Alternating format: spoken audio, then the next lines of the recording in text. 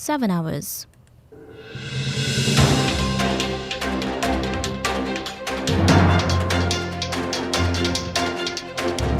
The news from Guyana, the region and the world. Compiled in the News Talk Radio newsroom and powered by demerarawaves.com.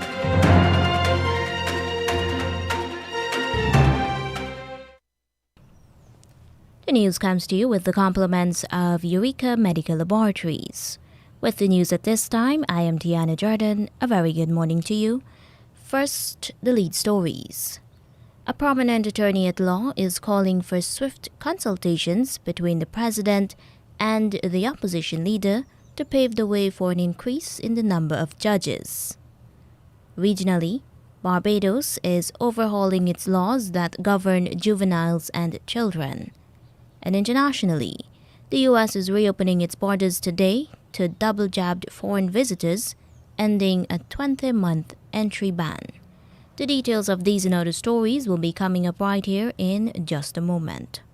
A COVID-19 PCR test is now mandatory for many routine activities, including travel and return to work purposes. At Eureka, our trained and experienced staff will ensure confidentiality while your test is conducted in a professional and timely manner, with results in just 48 hours. So the next time you require an efficient and hassle-free PCR COVID-19 test, call 624-8378, 608-8378, or 623-7233 to schedule your appointment. You can also ask about our house call testing service. And now the news in detail. Former House Speaker, Senior Counsel Ralph Ramkaran, is urging the government to swiftly establish the Judicial Service Commission and that steps be taken to appoint more High Court judges. He also wants to see an increase in the required number of judges for the Court of Appeal in an effort to deal with the backlog of cases. Mr. Ramkaran recommends that the complement of Court of Appeal judges be increased from 5 to 7 or at least 6. He says that 3 judges have been presiding over the Court of Appeal. According to the prominent Guyanese lawyer, there is a backlog in the Court of Appeal of about 5 years, due mainly to the chronic shortage of judges in that court. He says if the required number of justices of appeal is increased to 7, the backlog of cases in that court can be cleared if 2 sets of 3 judges preside over cases. According to Mr. Ramkaran, the Chief Justice, who is an ex officio Justice of Appeal, can be called in to sit for a full sitting of the bench. He reasons that with 6 judges, 2 panels of 3 can be sitting continuously so that the backlog is cleared and justice is not delayed. Looking at the situation in the High Court, Mr. Ramkaran said while the required number of High Court judges is 20, there are only 12. President Ali recently promised to move ahead with a number of these appointments on his return from the Conference of the Parties Climate Change Summit in Glasgow. Guyanese doctors and ultimately patients are poised to benefit from specialized training and health sector research under an accord between the Ministry of Health and Canada's McMaster University. Health Minister Dr. Frank Anthony says this is a big deal for postgraduate training of doctors. The Health Ministry says McMaster has agreed to facilitate the training of Guyanese physicians in various subspecialties. In return, he says McMaster will continue to expand its global health and research initiatives with a major focus in Guyana. Dr. Anthony finalized the Memorandum of Understanding with the publicly funded McMaster University during a recent visit to Toronto and Hamilton, Ontario. He was accompanied by Associate Professor of Pediatrics at McMaster University, Dr. Narendra Singh, who is also the president of Guyana Help the Kids organization, a non-governmental organization partnering with Guyana to address infant mortality. A 16-year-old boy is among 4 persons charged with the murder of a man late last month at Parika, East Bank, Essequibo. They are all accused of the murder of Trevor Allen of Parika on October 31st. Police say the teenager was at the weekend remanded to the Juvenile Holding Center at Sophia, Greater Georgetown. The adults who were charged with the murder are 26-year-old Eshwar Sukhdeo, 23-year-old Chaitram Prasad, and 18-year-old Navendra Sugrim, all of Parika. They will reappear in court on November 9. Allen was beaten, chopped, and stabbed to death during an argument. And now in regional news. A former police commissioner of Suriname and chief security officer of Vice President Ronnie Brunswick are being investigated for alleged cocaine trafficking. Star News reports that the examining magistrate has launched a preliminary investigation against 4 suspects. The others are only named as Jean K. and Sanatana T. The case involves possession and trafficking of more than 400 kilograms of cocaine. Attorney Irvin Kanai is defending Jean K., who was arrested last week. Investigators say he rented the van in which the cocaine was found on September 1st in Paramaribo, the capital of Suriname. Star News has learned that former police commissioner Ruben Peter and Chief Security Officer Dennis Isajas drove the van from Moengo to Paramaribo. Investigators believed that the cocaine had been transported from a burnout plane. The 4th man was arrested at the house where the van was located with the illicit substance. Barbados's 76-year-old Probations of Offenders Act is being reviewed with significant changes and amendments being planned. That country's Home Affairs Minister, Wilfred Abrahams, says the aim is to improve the juvenile justice system and improve its functions to better serve young offenders in this modern era. He says that a new juvenile justice bill and child protection legislation are being drafted and, when approved, will significantly reform child laws in Barbados. Barbados Today reports that he made the announcement during remarks at the Barbados Probation Department's 75th anniversary service held yesterday. He says the current laws covering juvenile offenders and the protection of the island's youth is significantly outdated.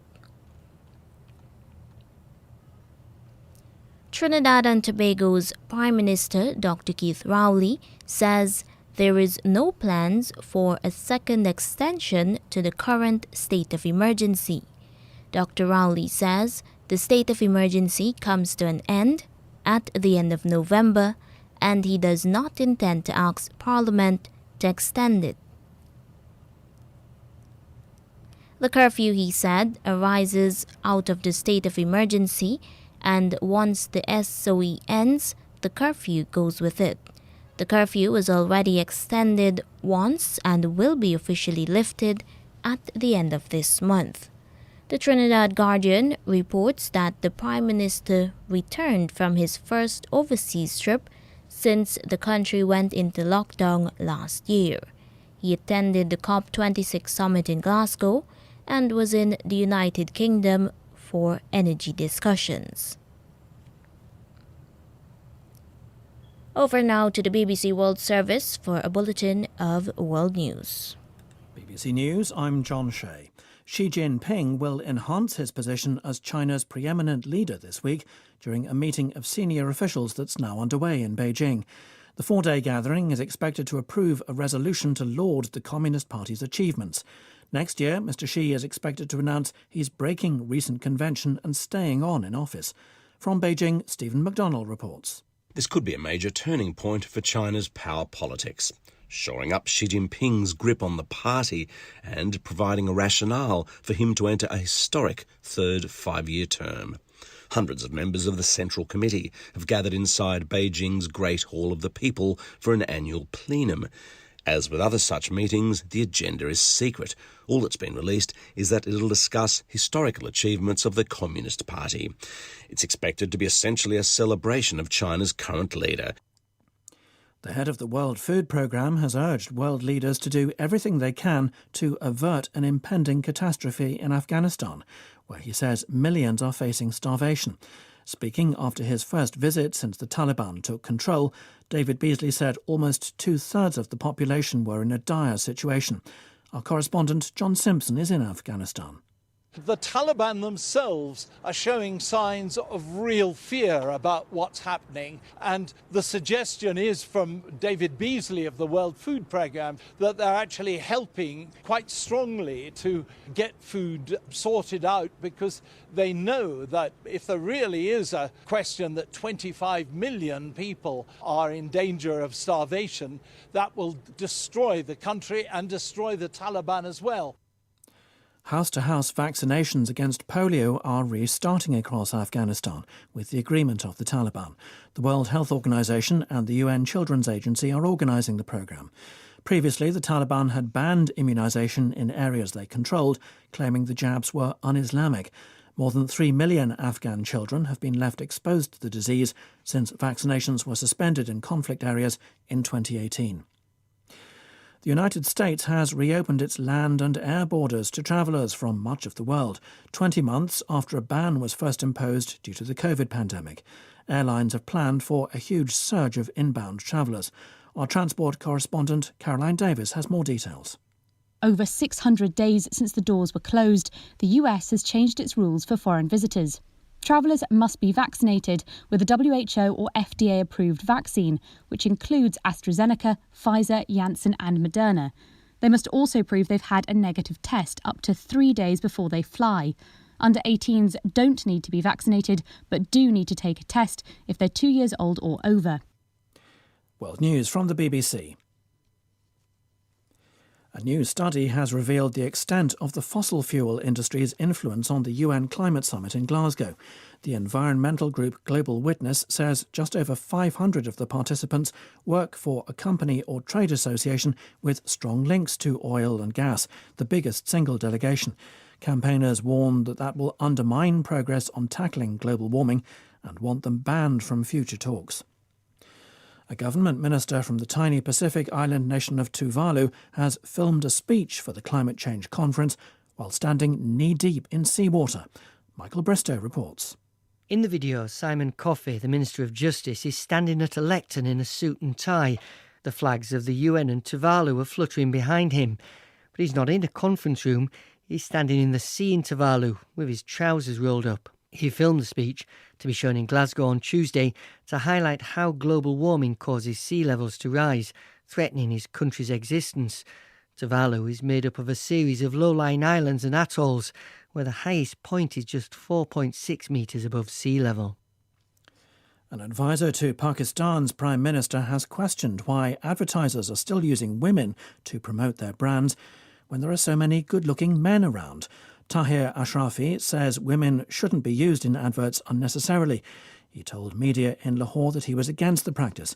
He also spoke out about the rise in sexual crimes in Pakistan.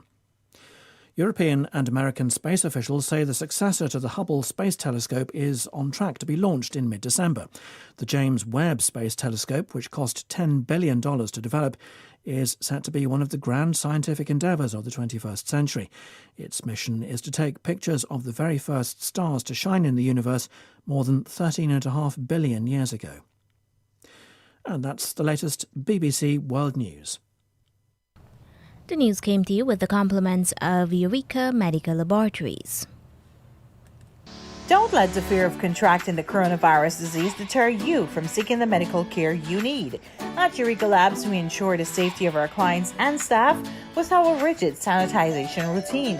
This involves the use of ultraviolet lights to effectively rid the air and all surfaces of viruses and bacteria that may be present throughout the lab daily.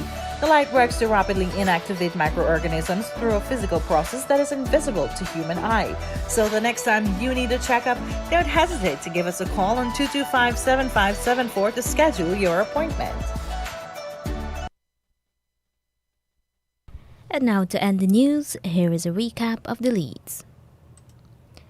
A prominent attorney at law is calling for swift consultations between the president and the opposition leader to pave the way for an increase in the number of judges. Regionally, Barbados is overhauling its laws that govern juveniles and children. And internationally, the U.S. is reopening its borders today to double-jabbed foreign visitors, ending a 20-month entry ban. And that's the end of the news.